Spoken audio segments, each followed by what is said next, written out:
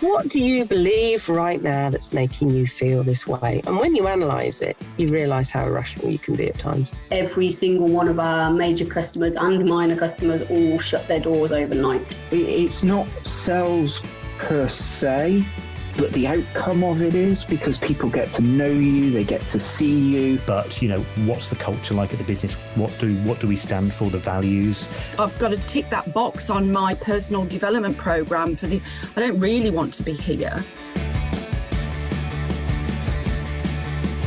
Scaling up a business isn't easy. If it were, we wouldn't have less than 4% of businesses scaling beyond 10 employees or around £1 million turnover level, and less than 1% beyond 50 employees.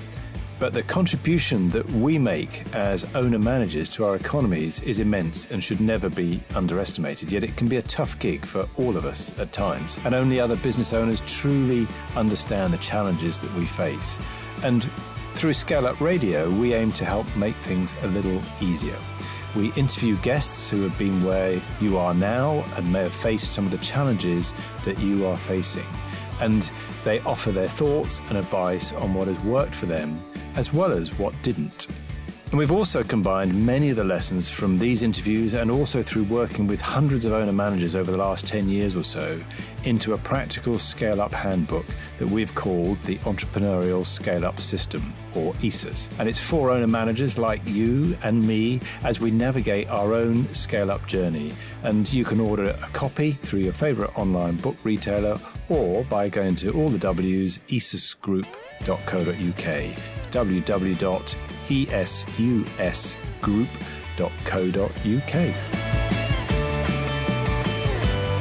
Well, this is a fascinating story, and it really is a story of global success born out of three dads' frustrations or struggling to get their own children to sleep. Today, I interviewed Matt Dyson, who is the co-founder and CEO of Rockit, and they've won all sorts of awards, and I won't spoil the story, but it really goes back, and it's a story of inventing that product from that initial frustration of getting their babies to sleep, inventing it literally in the back shed, but pulling all their skills together, their design expertise, and then putting a prototype together and then going from there. And they literally are now selling across multiple countries, selling hundreds of thousands of units. So great success, but still managed with a small team. So there's fantastic lessons within this, and you could almost argue that they've reached the stars. Well, I'll let you find out by listening to the episode, listening to the interview as to what I mean by the reaching for the stars comment. So some brilliant lessons here. I really suggest you get across and listen to Matt. Welcome to another episode of ScaleUp Radio. Today, I'm with Matt Dyson, who is the co-founder and CEO of something called Rockit. So, Matt, welcome to ScaleUp Radio. Oh, thanks, Kevin. Yeah, great to be here. It's fantastic to have you on, and I know you've had a really exciting journey, and I'm really looking forward to hearing your story and sharing that with our listeners. So, Rockit, what is Rockit? What's it all about?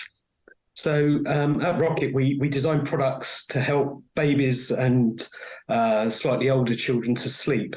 So we design these products ourselves, market and sell them all over the world. And probably we're most famous for our Rockit Baby Rocker, which is a small device that you fit to any pram or pushchair, and it gently rocks it for you. So there's no more sort of mums and dads walking around the block in desperation trying to get their little one off to sleep, or rocking the buggy when the food arrives at the pub. So that's basically what the launch product was. But we've since launched two other sleep aids as well. Okay, fantastic. And you mentioned all over the world, and I was starting to write down the awards that you've won, and I think I ran out of ink about halfway through. You've got lots of awards, haven't you, including Queen's Awards for Enterprise, for Innovation, and International Trade. So just from that, I think we're getting a feeling for the scale, but can you give us a feeling for the scale of the business at the moment? Yeah, certainly. We started trading in 2017, and I think we've now sold close to 400,000 rockets around the world, and we're exporting to over 30 countries. The UK's still our biggest market, but the likes of the US and Australia are catching up rapidly. And as I say, yeah, we're in around 30 countries, and we work with distributors in those countries. Okay. So we have about 25 distributors that help us sort of get the product out to customers, both retailers and consumers, all over the world.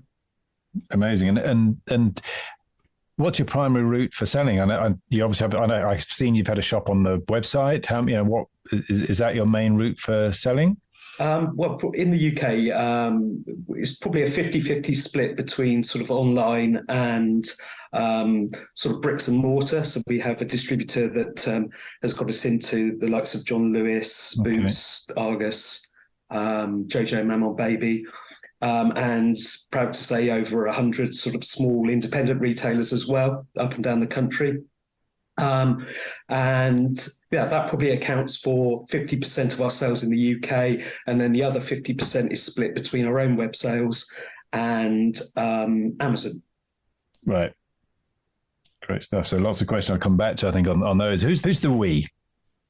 So the we is my brother-in-law, Nick Webb, who actually invented the Rockit rocker, and myself. We've also just made a hire, and we've got Kirsten on board, who's helping us with sort of marketing side and customer service side of things. But we're an incredibly small team, although we're doing very well and turnovers being fantastic. You know, we've kept things incredibly lean. A lot of people are always sort of surprised to hear that actually we're only a team of 3, and they think we're much bigger than we are. So as I say, you know, sales and turnovers fantastic, but the team is still a very tight team. Yeah, and what got you started? What how did you come up with the idea, or how did Nick come up with that idea, and how did you get involved? Yeah, so it's quite a nice little backstory, really. Nick had a baby, Abby, who absolutely refused to sleep in a pushchair or pram unless it was being wheeled along. So Nick could never sort of stop at a cafe without Abby. And I witnessed this myself, being his brother-in-law. We'd be out for a sort of family day out, and if we stopped at a cafe, all hell would let loose. Abby would wake up, start crying. So in desperation, one night I'll just give you a bit of background. Actually, he's got a PhD in vibration and acoustics, which I didn't even know was a thing, but apparently it is. No, and, exactly. So, yeah. Did he at some point in school? Did the careers advisor tell him to go that direction, or how do you? Goodness knows. No, it's a really good question. I mean, he's always been interested in music, and he had a sort of small production company. So I think it's that interest really in music, but. As I say, yeah, he basically had a sort of light bulb moment in the middle of the night, after a particularly bad day where Abby hadn't slept very well. He got up and took an old printer apart in his shed in Portishead, and took the motor out, soldered a circuit together, and attached some nuts and bolts via gaffer tape to the spindle of the motor, and then gaffer taped the whole thing to Abby's pushchair. And the very next day, he took Abby out for a walk, stopped at a cafe, Living in Hope, and turned this device on, and it started rocking the pushchair and simulating the movement that she experienced when she was trundling along. And for the first time ever, she slept for about 40 minutes, and he was able to have a hot cup of tea. So that was really how the product was born. It was born out of a real need, and he'd noticed lots of other sort of parents, mums and dads, rocking pushchairs in restaurants or walking around the block late at night, and thought there must be a need for this product, and just assumed that there were other products out there that did it. And he, at that time, I was teaching product design in schools and colleges in Somerset and Wiltshire. Okay. And he was aware that I was quite disillusioned at that point with teaching, and was looking for a new challenge, and took me aside at a Christmas party, showed me his prototype, and I was literally blown away by it. Something so small could rock a large pram with a baby in. So, we immediately started sort of Googling over that Christmas holiday, to see if there were other products, and we couldn't really find anything. There was, on the first ever episode of Dragon's Den, way back in the depths of time, there was a product that you wheel the pushchair onto, and it had motors in and a large sort of mains operated platform that rocked the stroller, but it didn't seem terribly practical. And in fact, Nick had bought one in desperation prior to inventing. Blimey, and not very portable either, really. No, you couldn't take it. It was really noisy, and it really didn't work for Nick. So that was really the sort of inspiration for developing it. And he mentioned it to me, and I literally, in the January first day back at school after the Christmas holiday, I went to see my head teacher and gave my notice in. I was that sort of committed to the idea and thought it had real potential. And the rest has really been history. We worked together on that with. I bought some 3D printers. My background was in design, product design and teaching. So I bought some 3D printers and started sort of prototyping and helping to turn Nick's invention into a product that would be commercial and that would be branded and that would look, appealing to parents. And how did you set the company up? Did you set the company up at this point? How did you decide shareholding and all of those good things? Well, we had another shareholder at that point, another co-founder at that point, and between the three of us, we set up a company with equal shares, and we registered IP straight away before we showed anyone the idea at all. We made sure that we got advice from IP lawyers on how to do that effectively, and in fact, it was a bit of a cheeky hack, really. We discovered that you could get half an hour's free advice on IP matters. So I managed to make appointments with about 5 or 6 lawyers, 5 or 6 and half ask hours, them different questions. So nice. It was a bit cheeky, but I hasten to add we're paying the sort of paying them the top dollar now. So I don't feel too bad about that. So did you end up getting full patent on it? Was that possible? Yeah. So we obviously applied for patents for the product. We've had that patent granted on our Rockit rocker product. Trademarks as well. We've registered those all over the world, and the actual design as well. We've got design registrations all over the world for the products as well. So that was really important, and obviously expensive. Yes. So it was a gradual process. Building up that IP portfolio, but really vitally important, obviously. Yeah, brilliant. So you're there. You've got your 3D printers. You're doing the design for it. What next? So at that point, we were lucky. We entered 2 awards, but basically 1 award and 1 accelerator program. So the award was with the Baby Product Association, and they were looking for innovative new ideas. It was a competition, and the prize was a stand at the Harrogate Baby Fair, which was the largest trade show in the UK for baby products. And we were lucky enough with our 3D printed prototype to be one of the finalists, one of the 2 finalists in that competition. And we got a stand at that big trade show, which we wouldn't normally have been able to afford. Yeah. And then the other thing that happened sort of simultaneously to that was we got a place on a Design Council accelerator program up in London. It was a 6-month program with the opportunity to win a sort of large grant at the end of it. And we did the accelerator program, got lots of mentoring and advice about branding, about improving the design. We had a really excellent design mentor provided, who we still work with, and lots of work around the sort of business plan and pitching. And we eventually pitched for the prize, and we were lucky enough to win that. And we had a large sum of money that we were able to then invest in both the IP side of things, but also the tooling and manufacture and that's really how we got kick-started. So how did you go about doing the tooling and finding a manufacturer? Yeah, so it was a bit of a sort of needle in a haystack.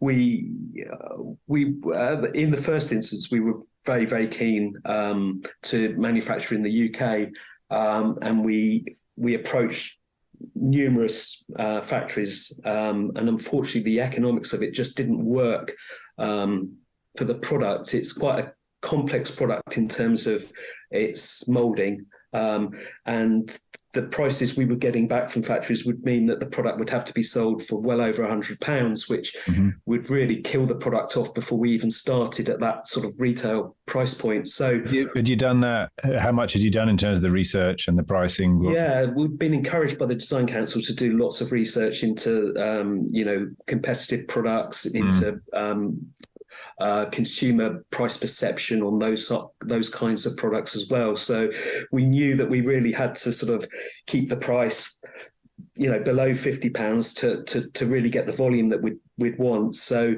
we were lucky enough to be introduced to a fantastic manufacturer based in Hong Kong, and with factories in China, and we've worked with them for the last 5 or 6 years, and the quality of the product coming off the line has been fantastic. Right. They're well respected factory working for some very, very big toy and games retailers, world renowned retailers and manufacturers. Sorry. How did you get introduced to them?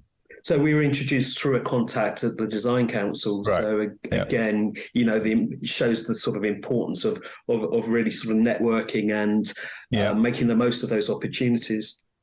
Yeah, absolutely. So, okay, so you've now got, and you've already assessed roughly what you needed to be able to make it for in terms of the cost of that, because you know what the likely retail price is. Had you done any work on assessing the size of the market, the opportunity, and if so, how? Yeah, again, we'd done as part of our sort of pitch deck to pitch for the Design Council prize. We'd done some work on the size of the market worldwide, but again, I think a lot of startups tend to. It tends to be a finger in the air type of exercise, and perhaps over-promising sometimes in pitch decks. So we were just keen really to get the product out there as quickly as possible and actually gauge the success of it through the sales. We really did work incredibly hard and fast to get the product out for 2 reasons. The first being, we wanted to sort of see how successful it was as early as possible, but also we wanted to be first to market, going back to the IP piece, making sure we had that protection in place was important. But, if you're a small startup brand, you're going to find it very difficult to fight a big brand if a copycat came out anyway. So by getting the products out far and wide all over the world, which was our strategy, it gave us sort of first to market advantage as far and wide as possible, and now the brand is very established. I think that's works in our favor in terms of sort of copycat type products. Yeah, so definitely want to come back to that as to how you managed to get it far and wide nice and quickly. Just coming back to the pricing, you'd worked out roughly what the market would stand. How did you decide, therefore, what you had to be able to make it for? What was the calculation that you were going through? Yeah, my co-founder, sort of Nick, he deals with all the sort of operational side and that side of things. But we knew that there was sort of very sort of simplistic models that you can apply in terms of the manufacturing price is then doubled to give you a wholesale price, and that's doubled to give you a retail price. Yeah. So you could work backwards from a price point to work out, what's the sort of maximum we could afford to pay to have this manufactured. So it was working that way around and really trying to sort of negotiate and make sure that the product, the quality was most important, obviously being a baby product and safety issues there. But after that, trying to make sure that the price point was right with the manufacturer to actually, set the RRP at a suitable level. Yeah, great. So you've got a manufacturer sorted, and you're now starting to think about how we market. And did you have to work with the manufacturer in terms of giving them minimum order quantities? What was the initially, I think the first order, the minimum order quantity was 5,000 units, right? Which was obviously for a lot for a startup was a big commitment. But we were incredibly fortunate, really, that at the trade show that I mentioned, the one that we won a stand at, we were going there expecting to perhaps see 2 or 3 people a day who might sort of come around and almost take pity on us as a small brand with a 3D printed prototype. But the stand was absolutely mobbed, and it turned out, unbeknown to us, there were the likes of the John Lewis buyers who always turn their badges round so you can't see who they are, right. Queuing at our stand, asking us, when the product was due to launch, and whether we could let them know very early doors, so they could place orders. So it was, I mean, we were blown away by the reaction to the product, and that obviously really gave us confidence. But also we met a distributor through that process who placed a large order, which meant that it paid for the initial production run, and then we took subsequent orders at our next trade show from all over the world. So literally from the trade shows, you've ended up with orders all over the world. And how are you shipping? Is that down through the arrangement with the manufacturer? How are you shipping around the world? Yeah, so that would depend on the location. So some of our customers order direct from our factory in China through us, and others. But the majority of our stock we ship to a warehouse close to us in Bristol. Okay. And we dispatch the product into Europe via that warehouse. But yeah, as I say, we're very flexible in terms of some customers prefer it to come direct from China. Others prefer it to come via the UK. So we're very flexible in that respect. And how's Brexit and COVID and all of those wonderful words, how have they affected you? Oh, well, Brexit was a complete disaster for us, really. Well, not a disaster. I mean, we managed to maintain decent sales, but in terms of the extra paperwork, I think people forget how easy it was to send product as a small business or even a large business into Europe. It was just like sending it to Birmingham. You could send product to Brussels and it had the same it was the same process. Overnight it caused massive issues. We had to soak up a lot of extra cost, which we didn't want to pass on to our distributors. We wanted to sort of make sure that the price of the product was affordable for the consumer. So, we soaked up some of that ourselves, but it had a very difficult impact, a very profound impact on most exporting businesses, of course. But, we weathered that. Of course, there was the sort of issues with shipping and the cost of shipping.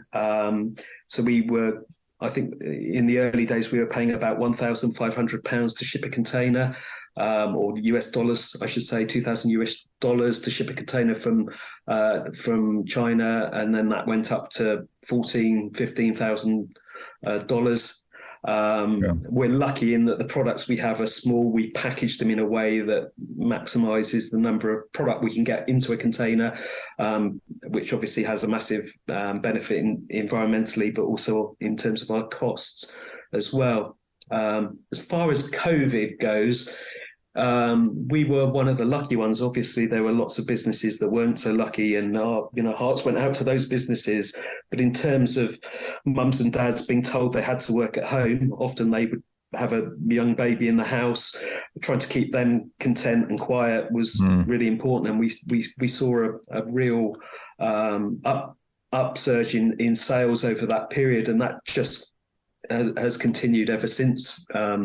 We're very fortunate to say. So Yeah, I mean, I think the other reason for starting to export so early, lots of people were advising us against that, and they were saying you need to really prove your product in your home market, make sure there's no technical issues with it. But we wanted to be out there as far and wide as possible. But the other benefit of doing that is you're hedging in effect, because if there's a downturn in one particular market, so we found this over the COVID pandemic, some retailers would stop ordering because the retailers were shutting in their particular country due to the lockdowns.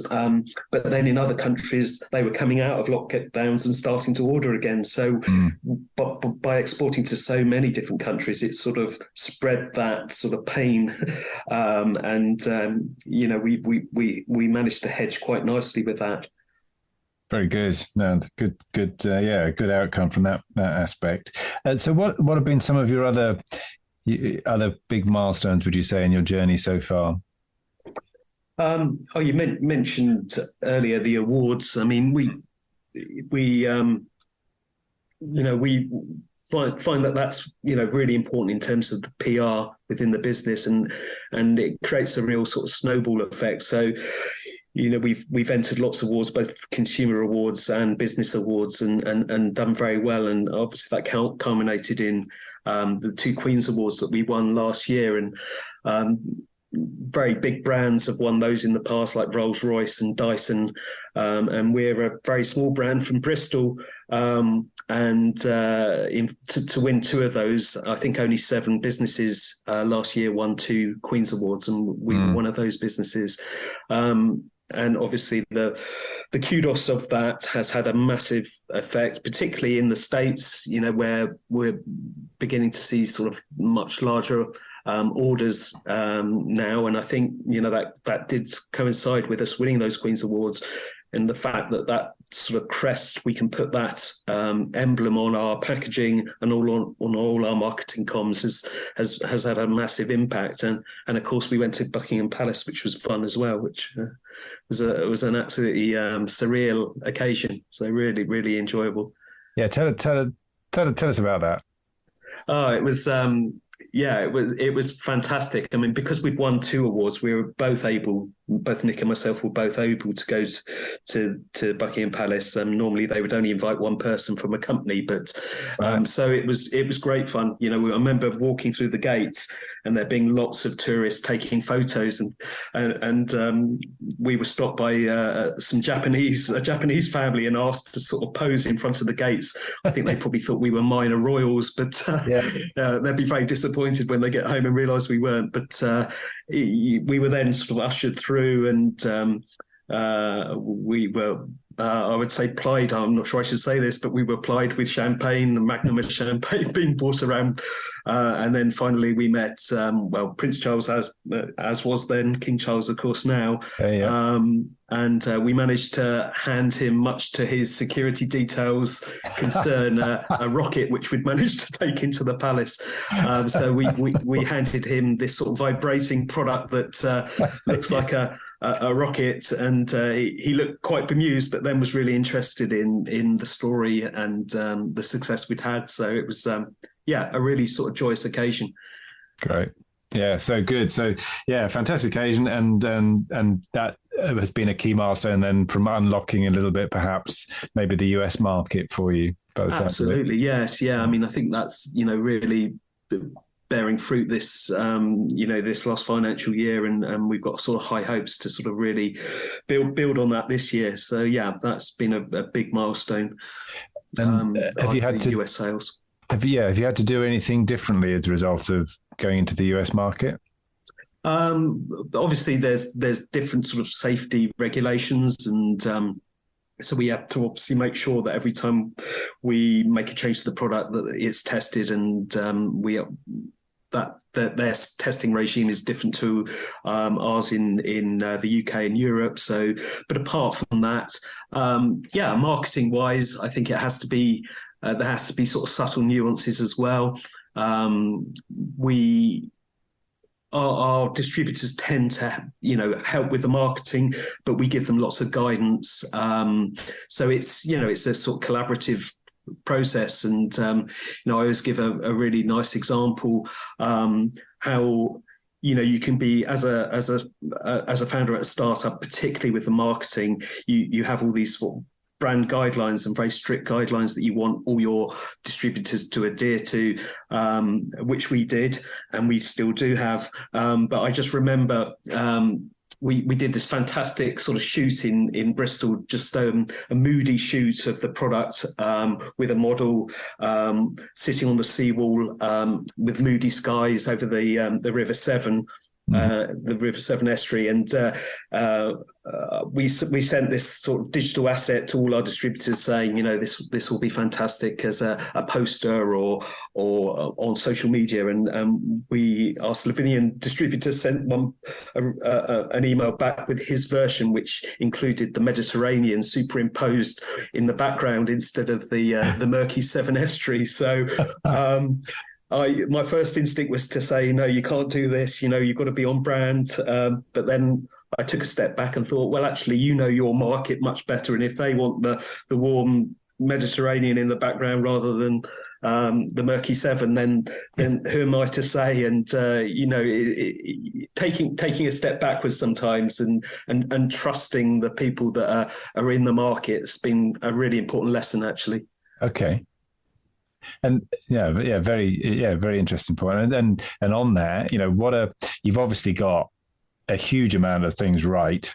What would you put some of your success down to? What are some of the key things you think that have contributed to that success? Oh, that's a very good question. I think certainly Nick and myself work very well as a team. We've got very different skill sets. He's very technically minded, very sort of from an engineering background, but also he's taken on all the sort of operational side and a fair amount of the sort of finance side of things. Whereas, I'm sort of quite creative with the branding and the social media and the marketing and PR as well. Nick's, I would say, much quieter than I am. And I'm a bit more sort of perhaps a bit more gregarious in terms of getting PR and talking to journalists and such like. So I think we've worked really well as a team, and I think that's been so important. We get on very well as brother-in-laws and friends, but we also really respect each other in terms of the business decisions that we have to make as well. So I think we've been incredibly lucky with that side of things. Right. What are some of the things that maybe you would do differently if you had a chance to do it again? Whether it be a mistake or just something you think you could have done better. What might? Yeah, I think certainly there have been mistakes that we've made and things we wish we'd done differently. I mean, one good example would be in the early days, we were very flattered at these trade shows to have very large distributors coming to see us and promising us to the world, saying that the product, if we worked with them, that they would be selling hundreds of thousands of product in their markets, and then obviously we'd do some due diligence, but be sort of impressed by the size of their outfit and such like, and sign an agreement with them. And then down the line, we find that we're very, very much a small fish in their large sea, and right. They're representing maybe 100 other brands. And that strategy really didn't work for us. And our best distributors by far are the ones that are often a very small team, much the same as us, really.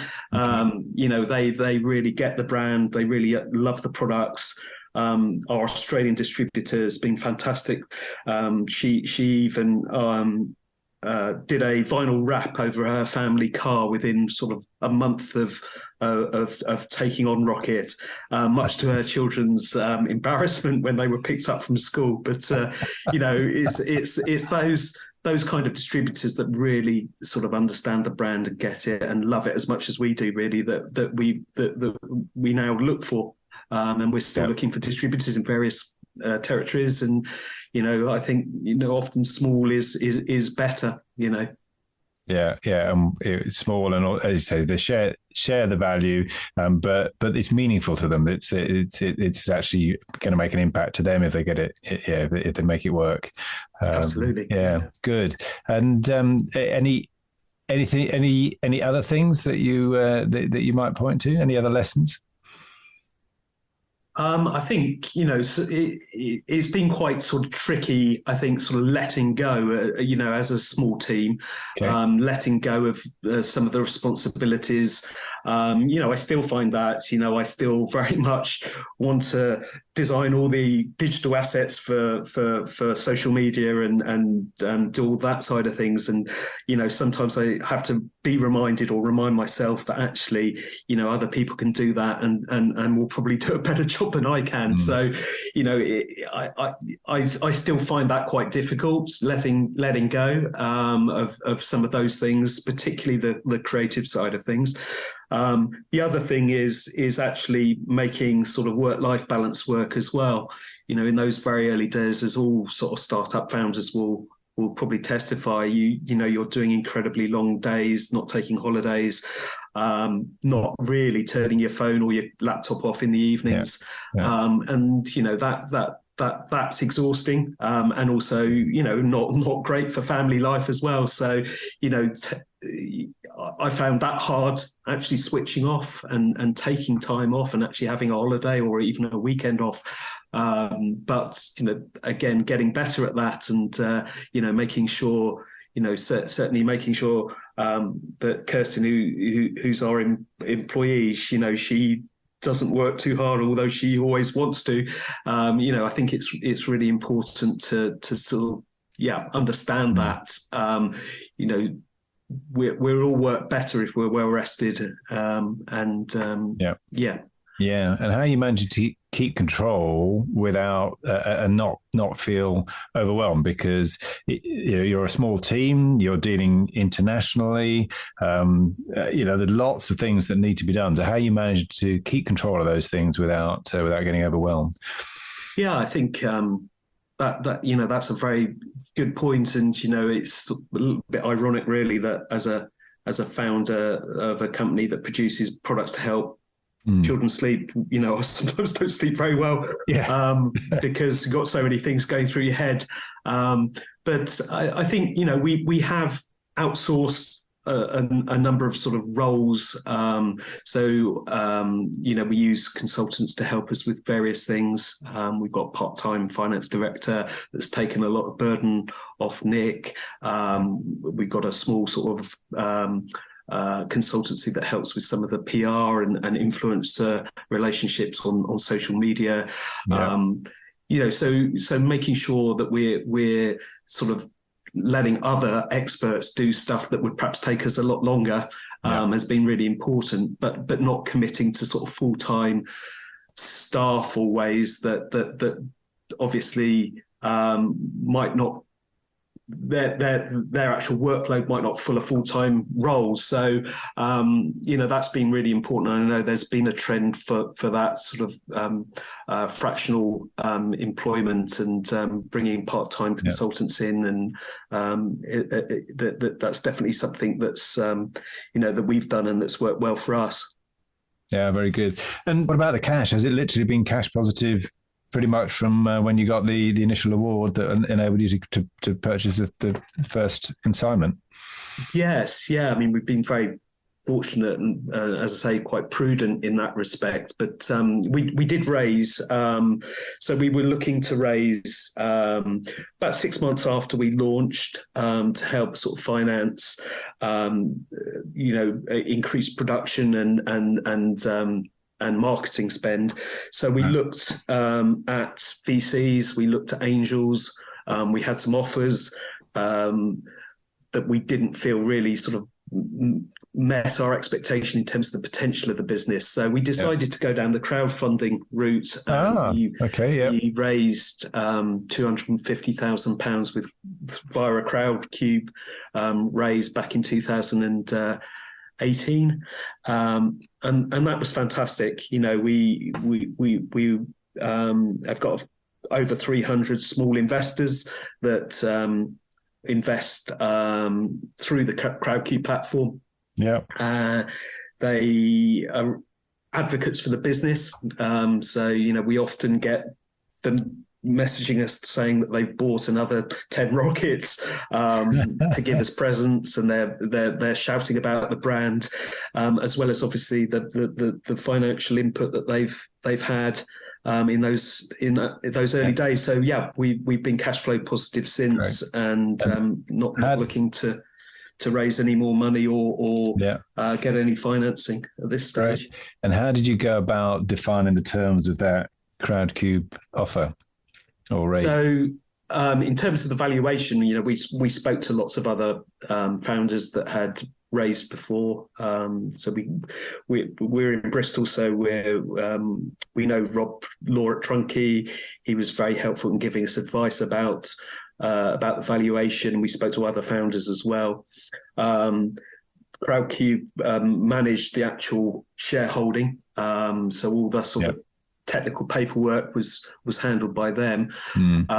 We just had to obviously present the business in the best possible light through our sort of pitch documents, our pitch deck, our financials, and a pitch video. And we overfunded within I think 18 days. So we managed to fund and then overfund, which was great. Just gave us a little bit of extra runway on that raise.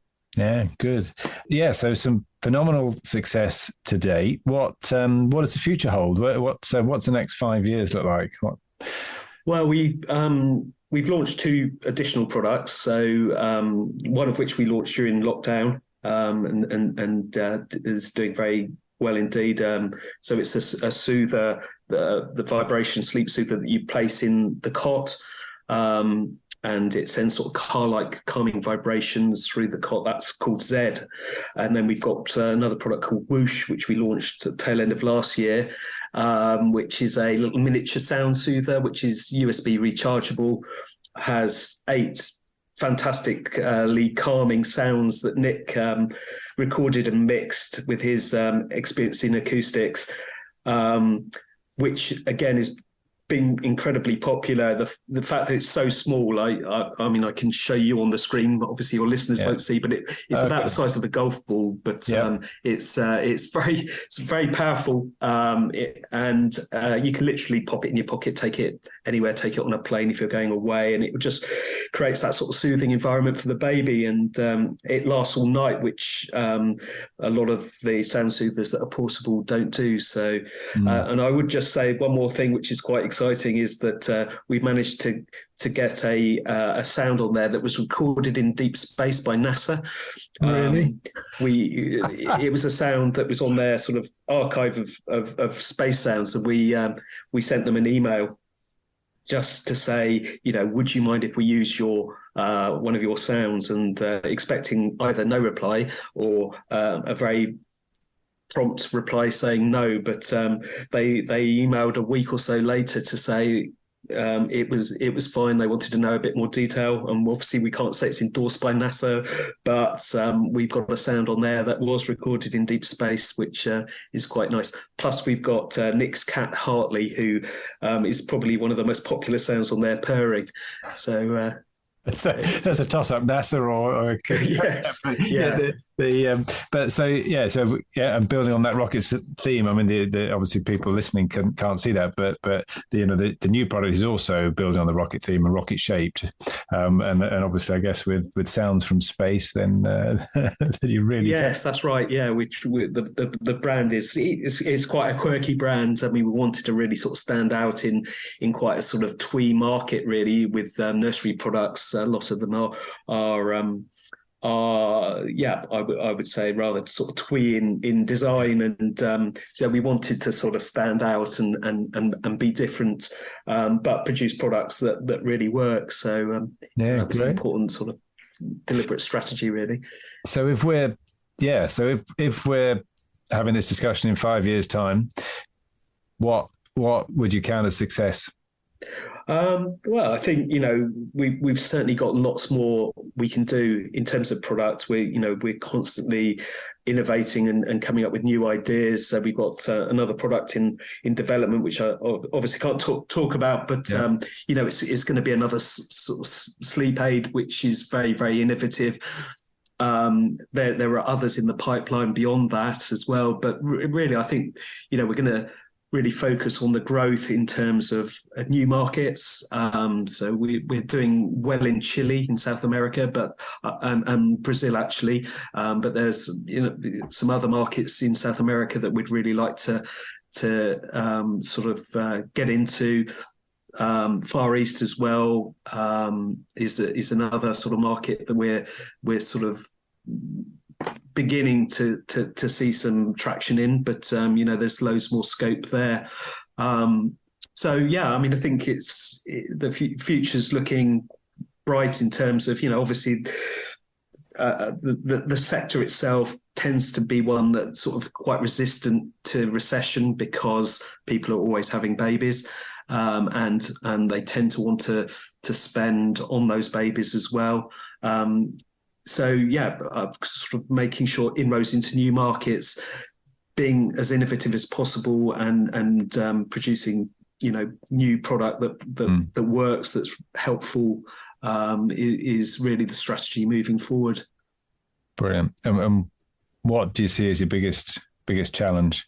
I think the biggest challenge probably will be, as we scale further, will be actually making sure that we staff the business to do that. So we've grown in terms of turnover rapidly, but not in terms of staff numbers.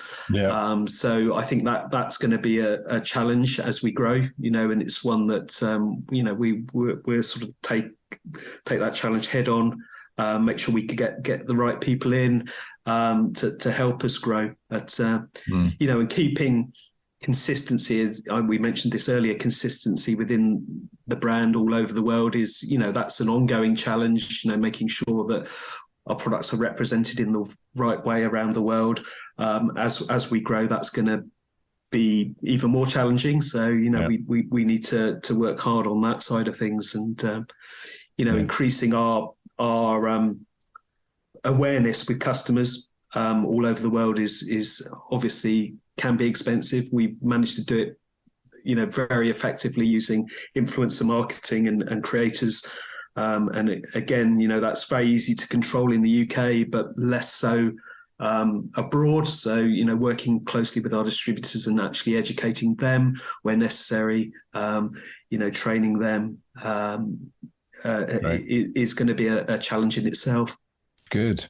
So can I do a few quick fire questions to bring us home? If you could go back to your younger self, what advice would you give yourself? I think the advice I would give is to give things a go. As a child, I was quite timid, didn't really wasn't very adventurous. That's come much later in life for me, really. So I would probably say, give it a go. I wish I'd been an entrepreneur in my 20s, really. Yeah. And I didn't start until close to my 50s. So. Yeah, well, gosh, didn't you? I would not have guessed. Which book or podcasts would you recommend? Any resources that you found particularly useful? Maybe books.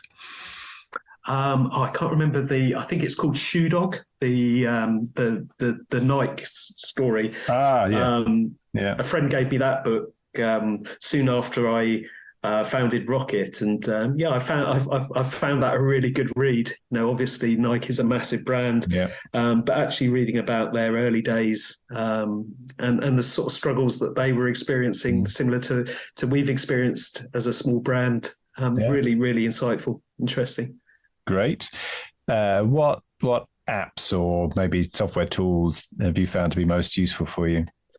Well, Nick writes a lot of the sort of apps that help with productivity in the office himself. So I would plug some of Nick's apps that he's sort of developed, which, but no, I mean, I think software wise, we, in terms of designing the products, we use a piece of software, an app called Onshape, which is a cloud-based CAD package, which I used to use when I was a teacher with my students. And the beauty of it, obviously being in the cloud, is that you can actually view the design in real time, live. Whether it's being used in China and the UK, and as a teacher and a student, when they were doing their homework, I was able to actually see and give them advice and help them with that. So that's been a really important package that we use when designing all the products. Excellent. Good. Who's had the most influence on you? I think probably my mum, to be honest. Right. Yeah, she unfortunately she passed away just before I founded Rockit, but she was an inspirational character.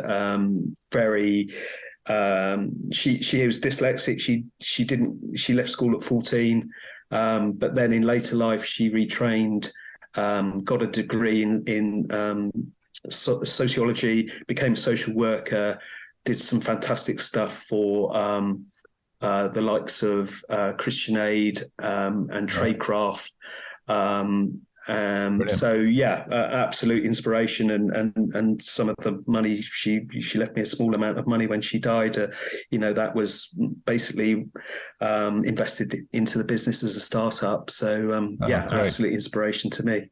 Oh, fantastic! So she kind of lives on through the business as well. Yeah. Brilliant, excellent. And what would you say has been your most successful marketing tactic or lead generation tactic? Is it the influencer marketing? Is it? Yeah, I would say that it was definitely the Instagram and using micro influencers. Some influencers that may have 3,000 to 5,000 followers. We've not paid them. We've just gifted product, and they tend to love the product, and they repeatedly post about it. And as we've grown bigger, we haven't really changed that strategy. The smaller influencers and creators have worked really well for us. That coupled with always looking at how we can sort of generate PR organically. So whenever we win an award or we have some success in the business, we always start by contacting our local paper and our local radio station. And that has led, that has often snowballed depending on the story. I've been interviewed by Money Week, and we've appeared in Vogue, been on the BBC News website, all through starting small, journalists seeing those articles or hearing the radio interview. So, that's been really critical. Fantastic. To our success, I think. Yeah, brilliant. Well, I've been fascinated by this discussion. Really, really enjoyed talking with you, Matt. Before I ask you how people get hold of you, is there anything else I should have asked you that you feel I should have asked? Oh, that's a good question. I think you've been fantastic. Yeah, I think we covered all the sort of key points in the development of the business and the scaling of the business. So, brilliant. No, I think that was excellent. Good. So, if people would like to get hold of you, find out more about Rockit, what's the best way for them to do that? So, the best way would be through our website, which is Rockit Rocker. So Rockit spelt with an IT. So it's the rocket that rocks it. So it's Rockit Rocker, all one word, .com.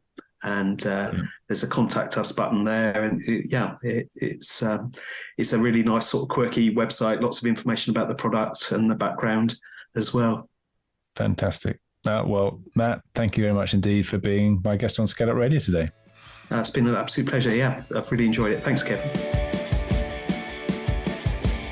I hope you enjoyed that discussion. And if you're building and scaling your own business, you might well be interested in our book, The Entrepreneurial ScaleUp System. And it's exactly what it says on the tin. It's a practical handbook around scaling a business in a structured way. And you can order a copy on all your favorite online retailers, including an audio version, or you can find it and other supporting resources on our website, www.esusgroup.co.uk. That's esusgroup.co.uk, which is esusgroup.co.uk.